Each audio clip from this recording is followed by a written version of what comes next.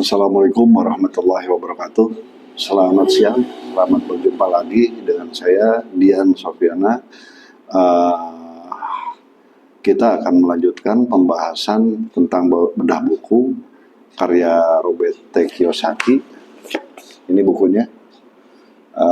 Buku Robert T. Kiyosaki ini yang berjudul The Cash Flow Quadrant. Nah, Cash Flow Quadrant yang kemarin kita di episode pertama kita ceritakan, nah ini merupakan lanjutan dari episode pertama, artinya di episode kedua yang sekarang ini kita menyoroti tentang bagaimana membuat bisnis itu sesungguhnya. Nah, jadi di episode pertama disampaikan dengan sebuah cerita yang ada dua orang yang sedang membangun bisnis, namanya Bill dan Ed. Nah, Bill dan Ed ini di episode pertama sudah kita ceritakan kalau Bill ini dia pakai sistem membangunnya, dia memilih usaha yang dia lakukan itu dengan membangun sistem, tapi kalau Ed ini dia lebih cenderung konvensional, tradisional. Itu inti yang disampaikan dari cerita di episode yang saya sampaikan yang lalu. Nah, sekarang kita lanjutkan. Jadi di dalam buku Robert T. Kiyosaki ini beliau ingin menyampaikan 3 hal, gitu. Jadi di bagian buku ini ingin menyampaikan pemikirannya beliau menjadi 3 hal. Apa saja? Jadi bagian pertama buku ini mengupas tentang perbedaan inti antara orang-orang dari keempat kuadran. Jadi cash flow kuadran ini bentuk cash flow kuadrannya ini. Nah, yang digambarkan oleh Robert T. Kiyosaki, ada E, ada S, ada B, ada I. Robert T. Kiyosaki menyebutnya kuadran kanan dan kuadran kiri. Nah, kuadran kiri dan kuadran kanan ini berbicara tentang bagaimana mendapatkan penghasilan.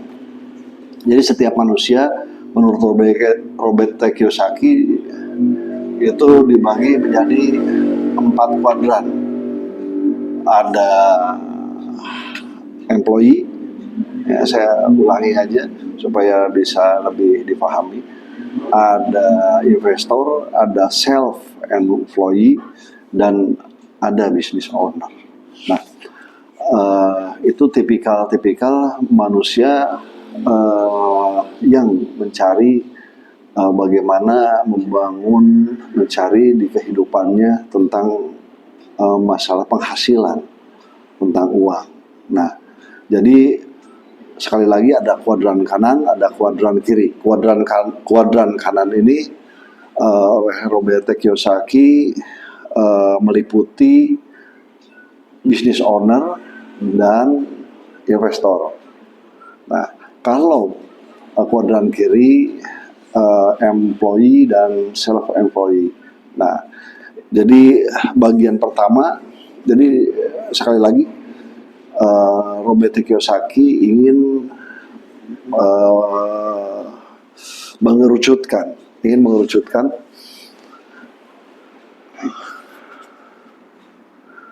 sampai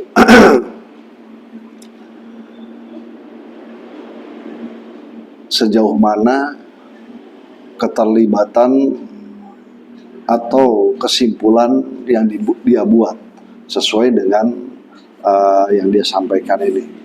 Nah, jadi bagian pertama Robert T. Kiyosaki menyebutnya tentang perbedaan inti antara orang-orang di keempat kuadran. Jadi mengupas mengapa orang-orang berada di kuadran pekerja, employee, atau self-employee, atau business owner, atau investor. Nah tentu bagian ini supaya kita mengerti bahwa kita ada di posisi mana, begitu. Nah, terus di bagian kedua. Buku di bagian kedua ini Robert Kiyosaki menceritakan tentang perubahan pribadi, yaitu lebih tentang siapa diri kita nantinya dari apa yang harus Anda lakukan. Jadi posisi kita ada di mana? Itu yang paling penting menurut Robert Kiyosaki. Nah, di bagian ketiganya memaparkan ketujuh langkah yang bisa kita ambil dalam perjalanan menuju sisi kuadran yang lain. Kita misalkan dari pekerja, kita ingin pindah ke kuadran kanan. Nah, oleh Robert Kiyosaki akan dituntut supaya perpindahan ini bisa dilakukan oleh setiap orang. Nah, termasuk misalkan kan di kuadran kanan, di kuadran kiri ini ada employee dan self-employee. Self-employee ini bisa profesional, dokter, pengacara, segala macam, ya termasuk para pedagang gitu yang mempunyai usaha. Nah, ingin berpindah ke kuadran kanan. Nah, dalam buku ini Robert Kiyosaki ini akan siap menuntun kita semua. Bagaimana caranya? Ini akan diterangkan secara detail sampai pindah kuadran kanan dengan sukses. Nah, jadi bagian ini akan membantu kita semua memilih jalan kita sendiri menuju kebebasan finansial tersebut. Nah, yang mesti dipahami dalam buku ini konteksnya adalah secara mendasar tentang pengelolaan keuangan, baik secara pribadi, individu, rumah tangga, maupun perusahaan. Nah, seringkali, kata Robert Kiyosaki, ini bukan kata saya, seringkali pemahaman ini menjadi dasar yang membuat perjalanan seseorang atau perjalanan perusahaan itu berbeda. Karena beda pemahaman. Ya. Nah, salah satu contoh yang sering kita pelajari,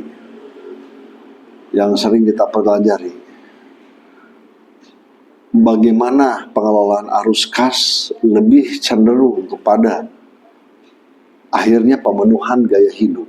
Nah, yang paling pertama dan paling utama menurut Robert Kiyosaki ini adalah kita harus memahami gaya hidup dan kebutuhan hidup. Jangan sampai gaya hidup ini menjadi high cost, tinggi. Jadi setiap kita bekerja, apa yang kita hasilkan untuk membiayai gaya hidup kita. Hati-hati. Gaya hidup di kemudian hari sulit diturunkan. Masalahnya itu. Kan orang selalu pengen lihat, dilihat oleh orang lain, wah, tentang gaya hidup ini. Rumah, mobil, gitu. Padahal tidak bisa menahannya. Banyak yang ingin terlihat mewah, gagah, gitu kan. Membeli mobil secara kredit. Padahal itu jebakan. Next kita bahas tentang detail ini. Yang jelas saya menggarisbawahi tentang gaya hidup dan kebutuhan hidup. Kalau kebutuhan hidup sesuaikan saja. Misalkan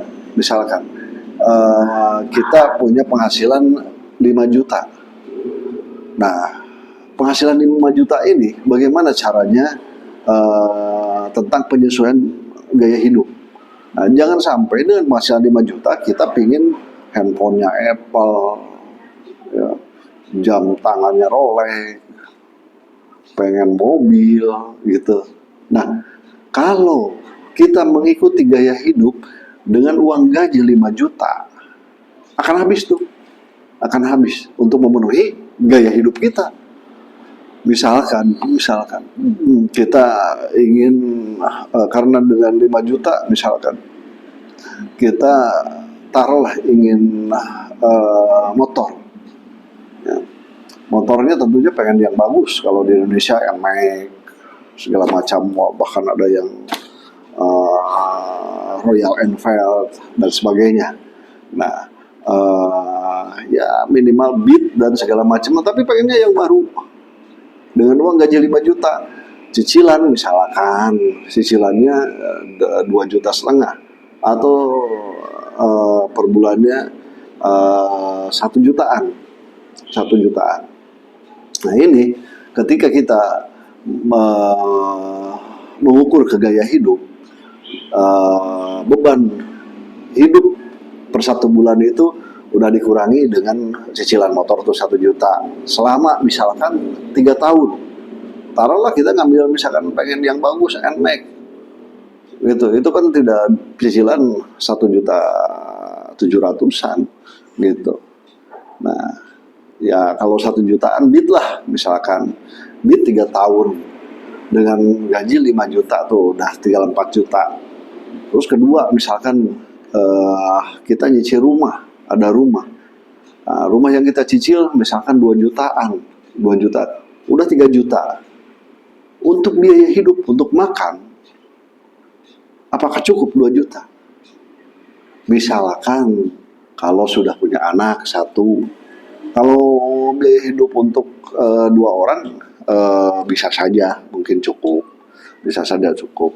Tapi kalau untuk kebutuhan hidup untuk 3 orang atau jadi anak 2 orang, jadi 4 orang, saya rasa akan kesulitan dalam mengaturnya, gitu ya. Nah, butuh tambahan-tambahan penghasilan yang lainnya, gitu. Butuh tambahan-tambahan penghasilan yang lainnya. Ya ini yang mesti kita seimbangkan, Bagaimana kita bertindak bijak.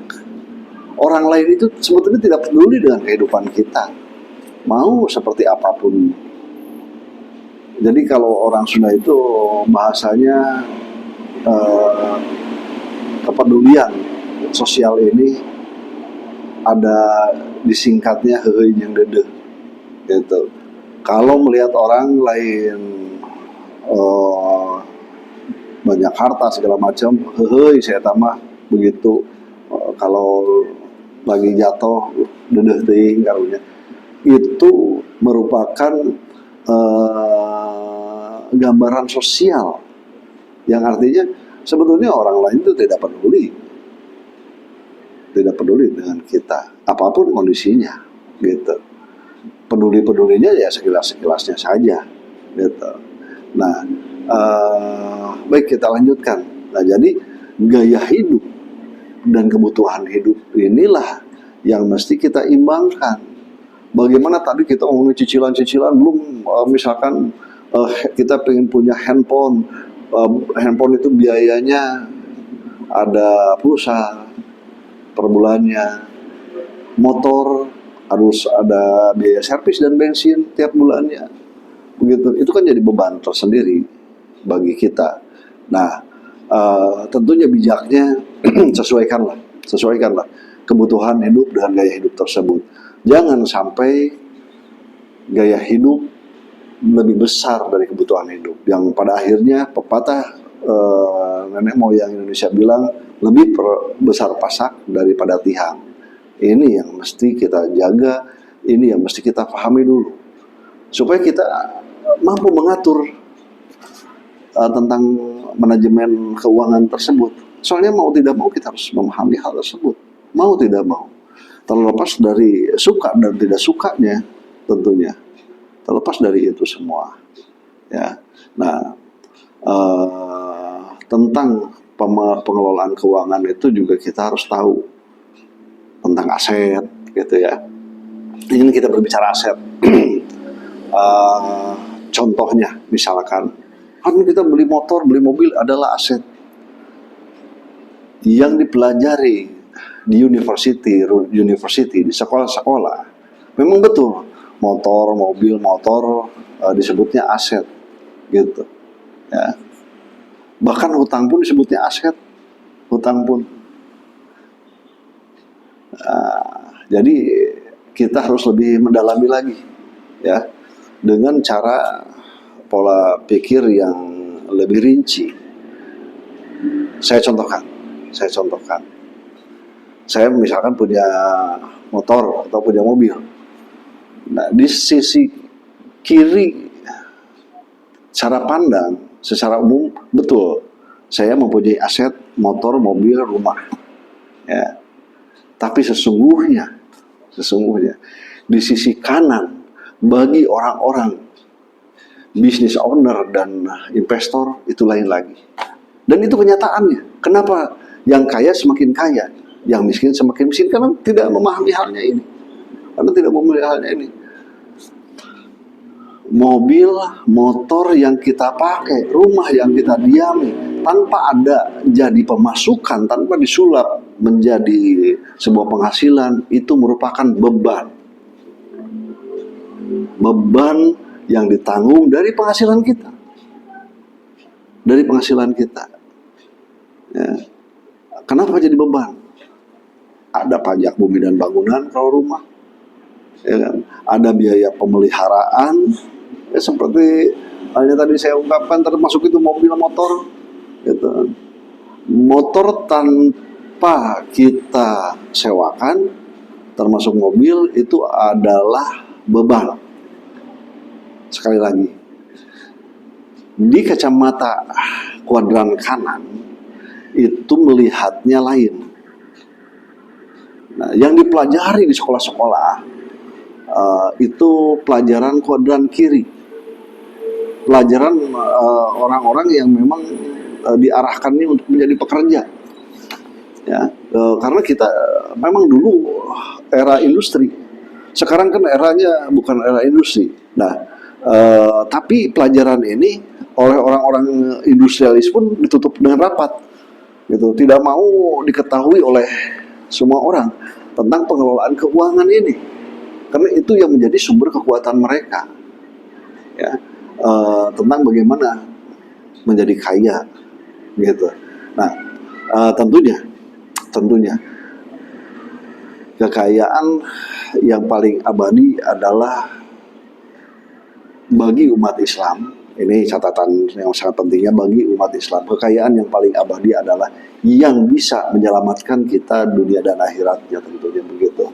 Ya, kalau yang namanya harta, kekayaan yang ada di dunia terlihat indah tapi tidak kekal. Nah, ini lebih harus dipahami lagi, lebih mendalam bagi saudara-saudara muslim yang lain, yang memang harus fondamennya harus kuat. Nah, tapi kenyataannya kita pun saudara muslim, kita semua mengikuti ajaran materialis, begitu kan? Mengikuti ajaran materialis yang pada akhirnya manajemen itu sendiri juga kacau balau.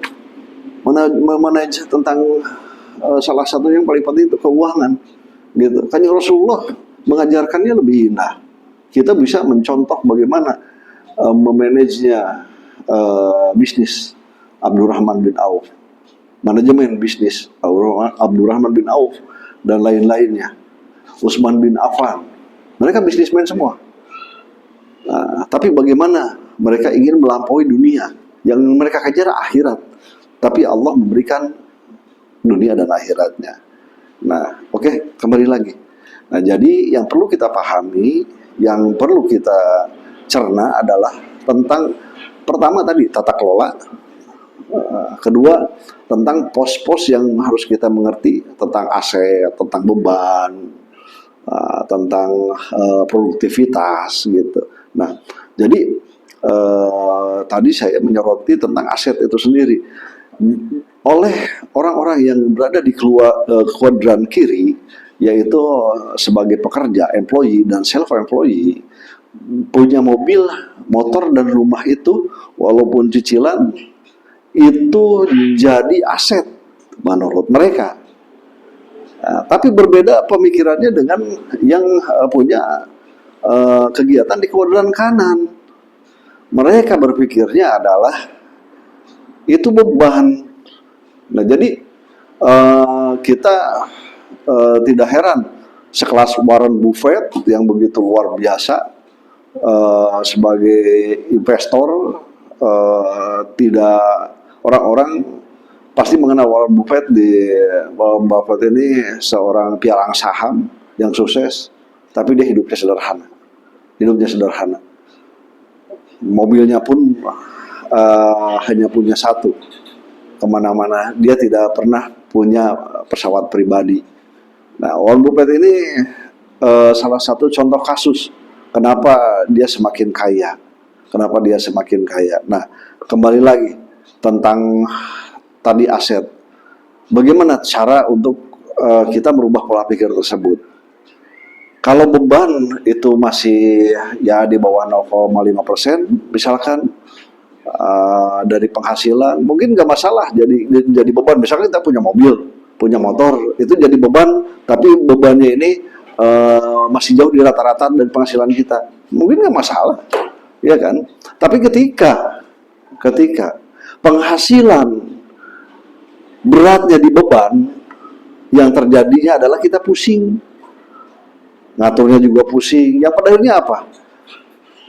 Bisa merembet ke hal-hal yang lain. Pajaknya segala macamnya jarang dibayar akhirnya. Beban pajak, beban apanya. Nah, bagaimana untuk merubah paradigma itu bagi orang-orang yang ada di kuadran kiri? Tentunya kita harus berpikir bagaimana fasilitas-fasilitas itu menjadi tidak memberatkan kepada kita. Hiduplah sesuai dengan kebutuhannya. Dari cara pandang, misalkan tadi itu kita berpenghasilan 5 juta, tidak perlu kita pegang HP Apple misalkan atau apa. Karena untuk berkomunikasi, untuk WA, untuk apa sama saja toh. Gitu. Berbeda dengan orang-orang yang bisnis, gitu kan. Yang punya banyak kegiatan yang bisa memaksimalkan teknologi yang ada di HP ini, misalkan begitu. Nah, kalau biasa-biasanya biasa saja, yang tidak jadi beban. Karena kenapa jadi beban? Ya belinya Apple-nya aja harus nabungnya lama kalau kontan. Nah, kalau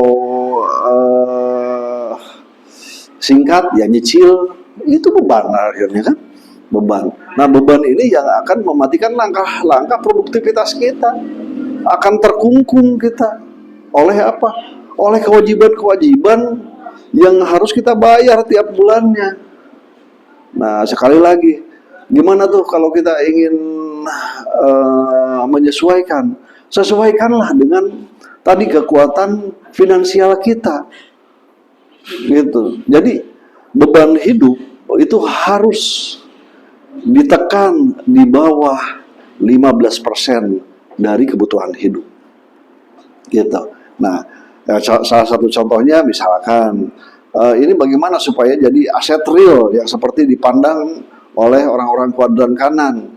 Misalkan kita punya motor, kita di motor ini disewakan atau digojekan, itu kan jadi penghasilan. Nah, itu jadi aset.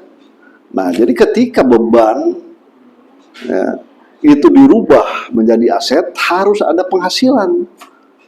Termasuk mobil, selama mobil itu hanya kita pakai, tanpa kita sewakan, tanpa misalkan kita grabkan atau apapun, itu jadi beban. Jadi beban. Beban bulanannya ditanggung oleh penghasilan kita yang bulanan tersebut. Begitu. Nah, tapi beda lagi.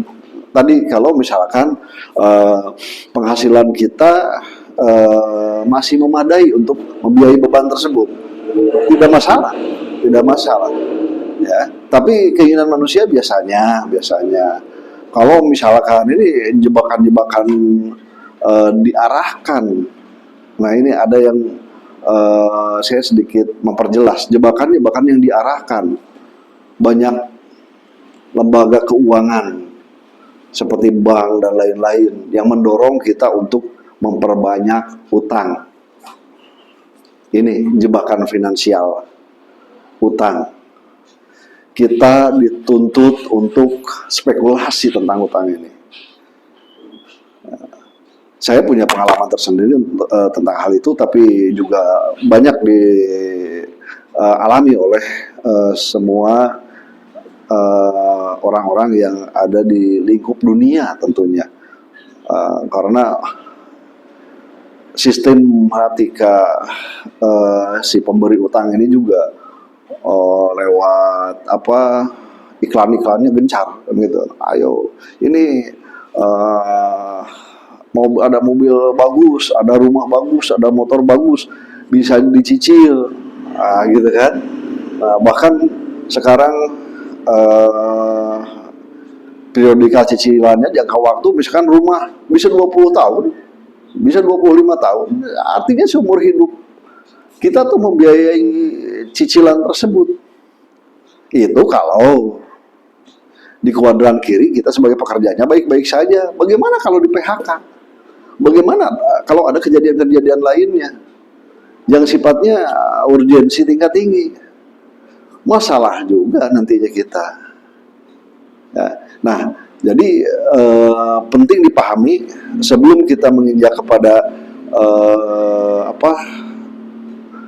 membuka, membedah bagian per bagian daripada buku ini, karena berceritanya tadi tentang pengelolaan keuangan, Ya akhirnya ketika posisi kita diketahui sekarang ini saya sebagai pekerja, sekarang ini saya sebagai yang mempunyai usaha. Nah, ada di mana posisinya? Ada di mana? Di kuadran kanan kah? Di kuadran kiri kah? Nanti kita secara detail masuk ke langkah sana. Yang jelas ini karena faktor yang paling penting, memahami tentang aset, memahami tentang utang, memahami tentang beban. Oke? Nah ini ada banyak di sana. Nanti kita lebih detailnya. Saya hanya dalam stage kedua ini hanya menekankan pentingnya kita mengetahui tentang aset tersebut. Sekali lagi, aset itu adalah nilai kebendaan yang menghasilkan. Misalkan kita punya rumah, ya rumah ini beban mau kita rubah jadi aset. Ya taruhlah sebagiannya atau setengahnya dijadikan kontrakan. Nah kontrakan itu kan menghasilkan. Nah bukan jadi beban lagi, jadi aset. Karena menghasilkan.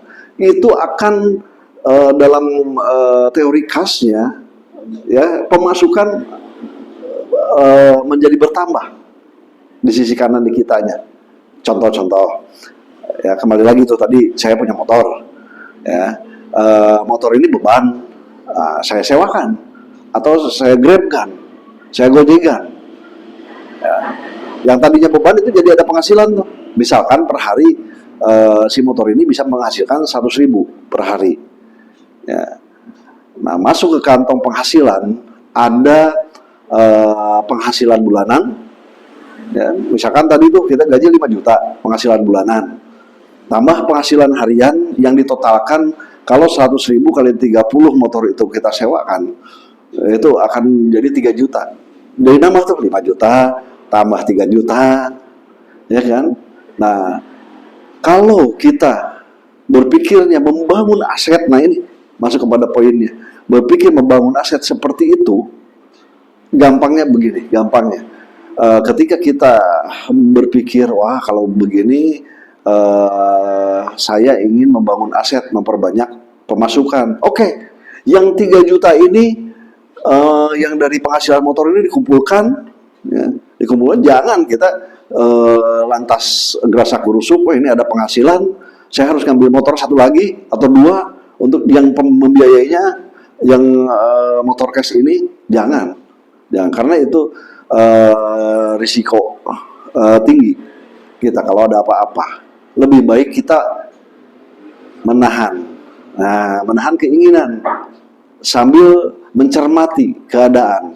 Taruh misalkan 2 bulan kita punya 6 juta, bisa membeli motor bekas, belilah motor bekas gitu, jadikan aset lagi, ada tambahan lagi. Bisa dibayangkan misalkan kita dengan membeli motor bekas cash, kita punya misalkan motor itu ada 10, penghasilannya taruhlah per bulannya dari penyewaan motor itu masing-masing menghasilkan 2 juta misalkan, ya, 2 juta kali 10 motor 20 juta, ya, menjadi penambah penghasilan yang pada akhirnya apa? Gaji kita yang 5 juta dengan membangun aset tadi, punya 10 motor dan disewakan menghasilkan per motornya 2 juta, dikumpulkan per bulan 2 kali 10 20 juta kan begitu ya. Nah, yang terjadi adalah kita berhasil membangun aset, bahkan gaji kita lebih besar, lebih kecil dibandingkan dengan aset tersebut yang dihasilkan oleh aset tersebut. Gaji kita 5 juta, aset yang kita bangun dengan penyewaan motor 20 juta.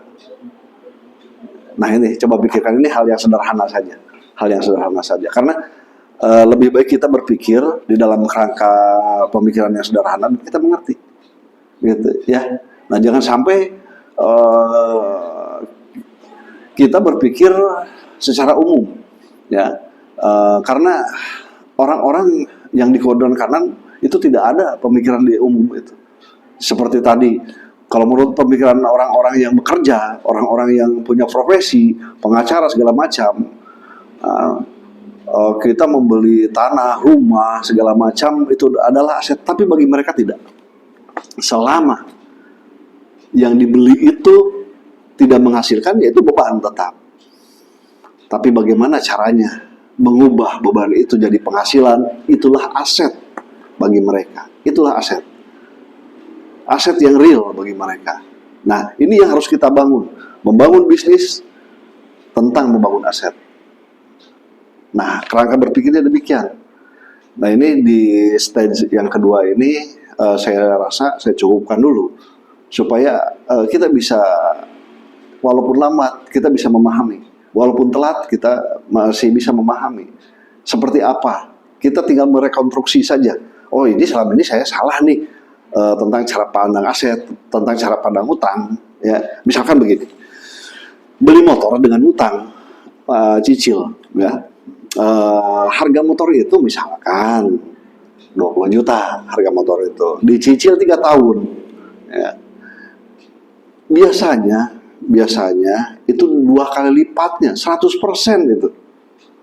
Selama 3 tahun kita mempunyai beban cicilan tersebut. Ya, lebih baik kita nahan diri, nabung, gitu aja.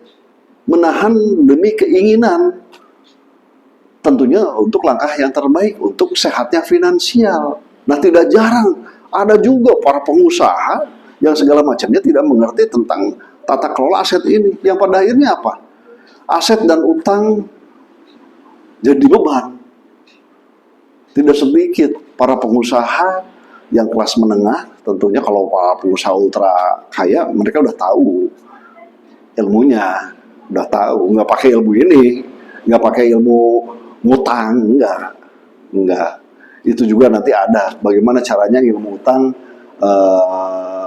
dengan memakai uang orang lain supaya bisa sukses, ada lagi, ya. Nanti kita pelajari juga. Nah, sekali lagi, mari kita pahami dulu sampai sini tentang pengelolaan aset, tentang pengelolaan utang, tentang gaya hidup, dan tentang kebutuhan hidup. Oke? Sekali lagi, hati-hati jangan terjebak di gaya hidup. Gaya hidup nggak bisa diturunkan. Ingat itu. Gaya hidup akan menjadi beban terus-menerus. Gaya hidup akan merusak diri kalian. Ingat. Sekali lagi, itu yang bisa disampaikan di pembahasan yang kedua ini, supaya jadi renungan. Tidak apa-apa, sambil berjalan lambat laun kita pun nanti akan mengerti bagaimana pola yang harus kita bangun tentang pola pribadi, pengelolaan keuangan, rumah tangga, dan bisnis, ya. Ini kunci penting. Robert Kiyosaki mengajarkan itu tentang kebijaksanaan gaya hidup dan kebutuhan hidup. Demikian di stage 2 ini yang bisa saya sampaikan. Wassalamualaikum warahmatullahi wabarakatuh.